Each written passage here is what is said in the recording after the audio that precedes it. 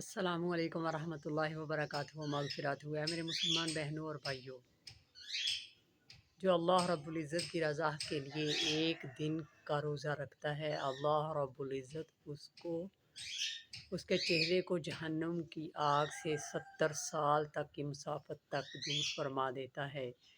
تو یہ کتنی سعادت کی باتیں ہیں کہ اگر ہمیں اللہ رب العزت توفیق عطا فرمائے اور پورے کے پورے رمضان کے روزے رکھیں، اپنے بچوں کو بھی رکھوائیں اور خود بھی رکھیں، تو کتنا اجر و ثواب ہے رمضان کے مہینے کا۔